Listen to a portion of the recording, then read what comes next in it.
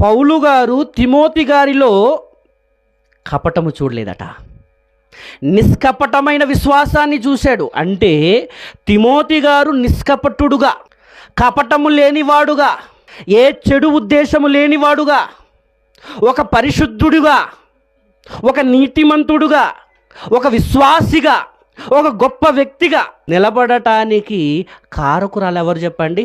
తల్లియే. మీరు చూడండి, మీ పిల్లలు మిమ్మల్ని చూస్తూనే ఉంటారు. మీరు ఏం మాట్లాడుతున్నారు, మీరు ఏం చూస్తున్నారు, మీరు ఏం పని చేస్తున్నారు, మీరు ఎలా ప్రవర్తిస్తున్నారు, కుటుంబంలో ఎలా ఉన్నారు, సంఘములో ఎలా ఉన్నారు, అవంతా పిల్లలు ఏం చేస్తుంటారు చెప్పండి? చూస్తూనే ఉంటారు. మీరు నిష్కపటులుగా ఉన్నారా? వారు నిష్కపటులుగా ఉంటారు. మీరు పరిశుద్ధులుగా ఉంటారా? వారు పరిశుద్ధులుగా ఉంటారు. మీరు సత్క్రియలు చేసేవారు ఉంటారా? వారు సత్క్రియలు చేస్తారు. మీరు ఇచ్చేవారుగా ఉంటారా? వారు ఇచ్చేవారుగా ఉంటారు. అంటే మీ నడవడిని బట్టి, మీ ప్రవర్తనను బట్టి, మీ జీవితమును బట్టి మీ పిల్లల జీవితము ఆధారపడి ఉంది. ప్రభునందు ప్రేమని దేవుని వర్లరా, ఒకసారి ఆలోచన చేయండి. పౌలు గారు తిమోతి గారిలో ఏం చూశాడంటే నిష్కపటమైన విశ్వాసం. ఆ నిష్కపటమైన విశ్వాసం ఎవరి నుండి వచ్చింది? తల్లి అయిన యునీకేలో నుండి. తల్లి అయిన యునీకులో ఏముందంటే నిష్కపటమైనది. యునీకే నిష్కపటమైనది, ఆమెలో కపటము లేదు గనుక తన కుమారుడు కూడా నిష్కపటమైన వ్యక్తిగా, గొప్పవాడుగా మారిపోయాడు. ఈరోజు చూడండి, ప్రతి వారు నకిలీ క్రైస్తవ్యం. ప్రతి దగ్గర చూస్తే నకిలీ క్రైస్తవ్యం.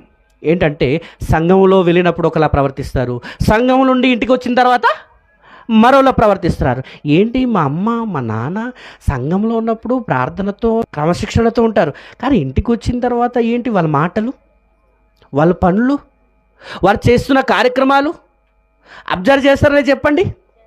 చేసినప్పుడు ఓహో, సంఘానికి వెళ్ళినప్పుడు ఇలా క్రమశిక్షణతో పరిశుద్ధుడుగా నటించాలి సత్సంగంలో, కానీ బయటకు వచ్చిన తర్వాత ఇష్టానుసారంగా ప్రవర్తించవచ్చు అంటున్నారంటే అర్థం ఏంటి? తల్లిదండ్రులు సరైన ఆత్మీయ జీవితంలో లేకపోవటం వల్ల పిల్లలు ఏమైపోతున్నారంటే చెడు వ్యసనాలుగా వెళ్ళిపోయి పాడైపోతున్నారు. ప్రభునందు ప్రేమని దేవుని వర్లరా, అలా కాకుండా ఉండాలంటే ప్రభునందు ప్రేమని దేవుని వర్లరా, ఒక మాట మీరు జ్ఞాపకం చేసుకోండి. తల్లులారా, యునీకేను చూడండి. యునీకులో ఏముంది? నిష్కపటమైన విశ్వాసం. ఆ విశ్వాసం ఎవరిలో వచ్చిందట? తన బిడ్డైన తిమోతి గారిలో వచ్చింది. ఆ తిమోతి గారు ఎలాంటి వాడు?